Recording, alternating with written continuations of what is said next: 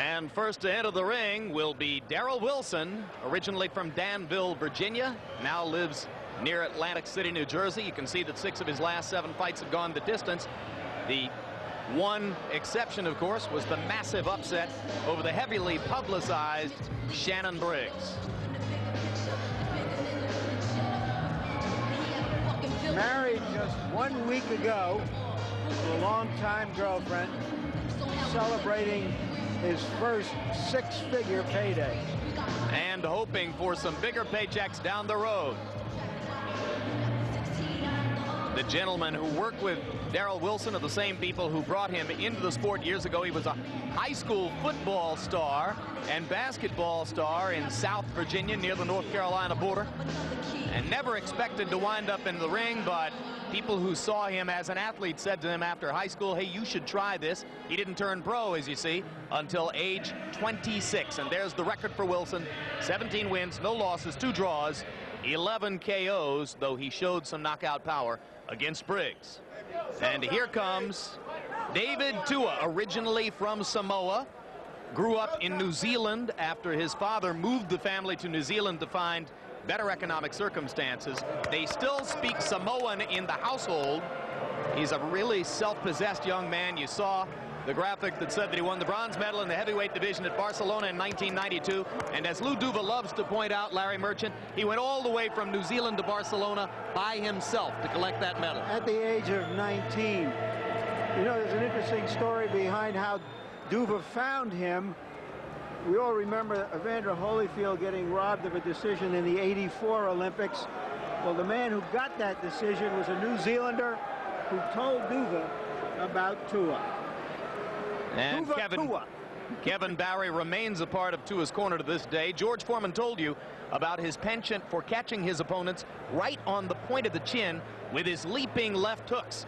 We'll show you a couple of examples of how Tua catches people with the left hook while coming up out of his crouching stance.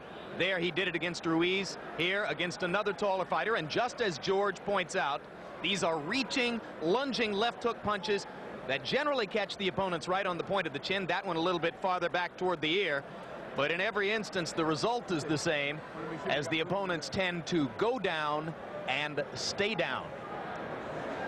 And the record for 23-year-old David the Terminator Tua, 24 wins, no losses, no draws, 20 KOs. In his spare time, he writes poetry in his native Polynesian language. Now let's go to the poet of ring announcing, Michael Buffer, for the official introductions.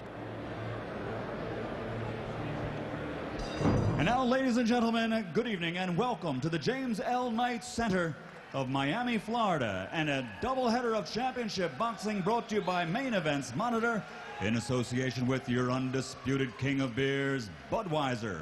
This first bout is presented in association with Peltz Promotions. Both bouts are sanctioned by the Florida State Athletic Commission and the World Boxing Council.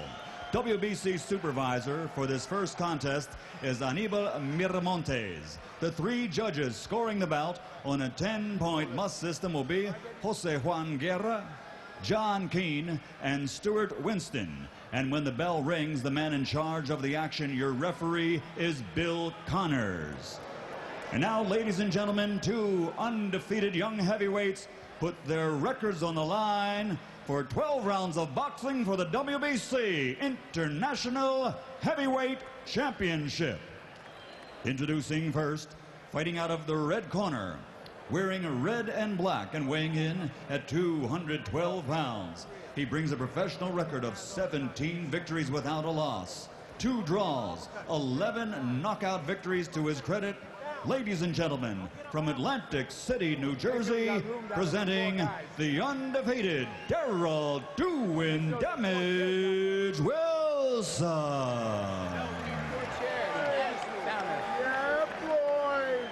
And his opponent across the ring, fighting out of the blue corner, wearing black with silver letters. He weighs 226 pounds. His professional record, 24 victories without a loss, including 20 knockouts. From down under, South Auckland, New Zealand, introducing the undefeated David Tua.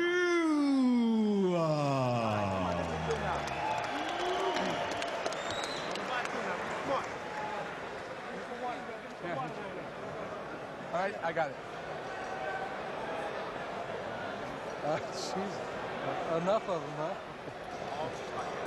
No air in the arms, baby.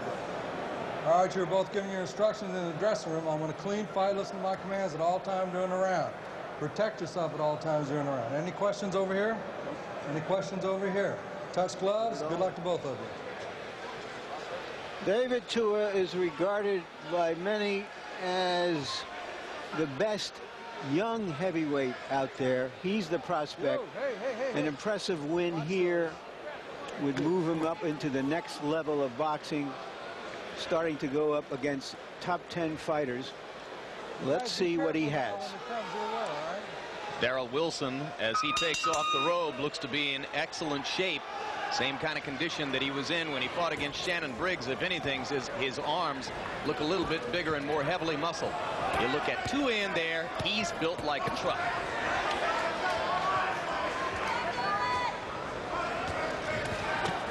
Whoa, let's get him up, Darroll.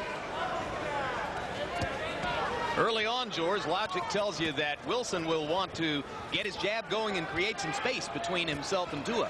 I couldn't have said it any better. You want to establish a left-hand fight. Make him fight this fight by beating him to the jab. Make a young fighter say, I can jab too.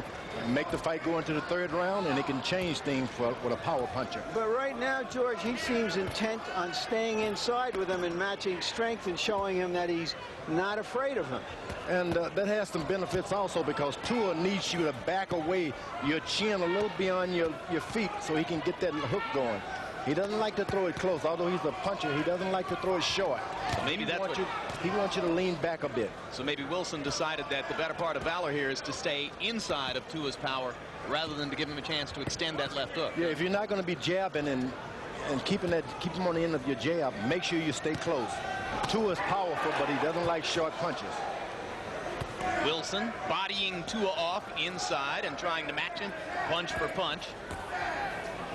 When Wilson steps away, he extends his arm as if to jab, but then leans right back in, shoulder to shoulder with David Tua. Midway through round one.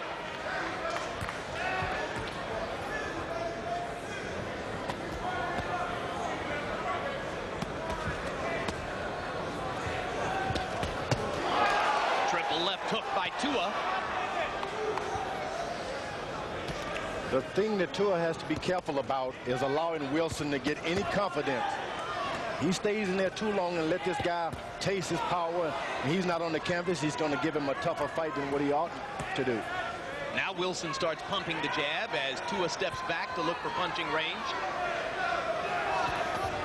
Wilson seemingly content to fight in the phone booth, but if Tua wants to step back, he'll get the jab. Now, if I'm a trainer working a corner, I would tell Wilson, keep hitting Tua in the chest, around the body. Don't go for any hard shots. Just keep tapping him around there. That's the only way you deflate this power from these giants. Two fighters trading left hooks at close range in round one. Fight promises a lot of fireworks.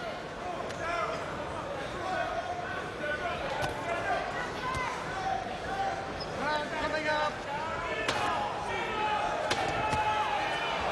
Wilson tries a right hand across the top. Tua lands a short left. First down Wilson, or first time Wilson's ever been down. Can he beat the bell?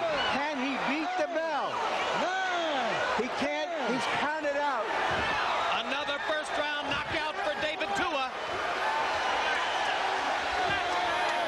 Clean as a whistle. That's the left hook, huh? That was a vicious first round. Two young, strong heavyweights testing each other. The younger, stronger heavyweight had too much. And Tua's awfully excited about this. As he should be. Stands up on the ropes and gets a cheer from the crowd. And in the middle of the ring, medical personnel working carefully with Darroll Wilson. He's crossed into another level now. He's a top-rated fighter. Listen, he's to be reckoned with. He's not one of these Johnny-come-lately. He's a top fighter now. How's he going to get any fights? Nobody's going to want David Tua at this point, George. I would not blame them. No, there will be fighters who will test him, who will think that if you can extend him, if you can box him, rather than what Wilson did, which is to stay shoulder to shoulder, there are guys out there who will try him. And, of course, if he becomes a crowd attraction, as this style of fighter does attract the crowd, then there will be enough money for fighters to want to go up against him. Let's take another look at the knockout punch, and as it happened, Larry, George put his hand on my arm as if to say that's the end of that. And sure enough, just stepped back and drove that left hook. Just watch how he steps back. Boom. Woo. That's one of those 8-inch punches you don't see much of anymore, George. No, he had to extend it a little bit this time. When he was closer, he couldn't do it, but this guy gave him just enough room. And let me tell you, it's sleeping pill days. And Wilson dropped his right hand, too, to make room for the target. No right hand there. You got to stay close or stay away. If you're going to fight a left hooker like Tua, you're well advised to hold that right glove right up against your cheekbone all the time. And everything else you have. Might want to put a shield up there, too, huh? That's right. He is an unusual young man. He not only writes Samoan poetry, as Jim pointed out before, he plays a guitar.